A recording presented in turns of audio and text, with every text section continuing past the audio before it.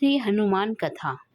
एक समय की बात है, एक ब्राह्मण दंपति की कोई संतान नहीं थी, जिस कारण वह बेहद दुखी थे। एक समय ब्राह्मण वन में हनुमान जी की पूजा के लिए गया। वहां उसने पूजा के साथ महावीर जी से एक पुत्र की प्राप्ति की कामना की। घर पर उसकी स्त्री भी पुत्र की प्राप्ति के लिए मंगलवार का व्रत करती थी। वह मंगलवार के दिन व्रत के अंत में हनुमान जी को भोग लगाकर ही भोजन करती थी।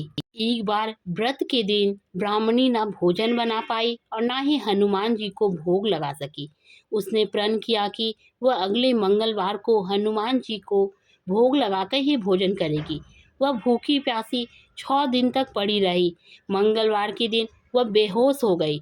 हनुमान जी उसकी निष्ठा और लगन को देखकर प्रसन्न हुए। उन्होंने आशीर्वाद स्वरूप ब्राह्मणी को एक पुत्र दिया और कहा कि वह तुम्हारे बहुत सेवा करेगा। बालक को पाकर ब्राह्मणी अति प्रसन्न हुई। उसने बालक का नाम मंगल रखा। कुछ समय उपरांत जब ब्राह्मण घर आया तो बालक को देखकर पूछा कि वह कौन है। पत्नी बोली कि मंगलवार व्रत से प्रसन्न होकर हनुमान जी ने उसे यह बालक दिया है। ब्राह्मण को अपनी पत्नी की बात पर विश्वास नहीं हुआ।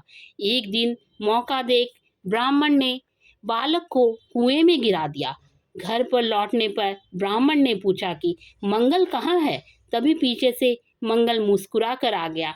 उसे वापस देखकर ब्राह्मण आश्चर्यचकित रह गया। रात को हनुमान जी ने उसे सपने में दर्शन दिए और बताया कि यह पुत्र उन्होंने ही दिया है। ब्राह्मण सत्य जानकर बहुत खुश हुआ। इसके बाद ब्राह्मण दंपति प्रत्येक मंगलवार को व्रत रखने लगे।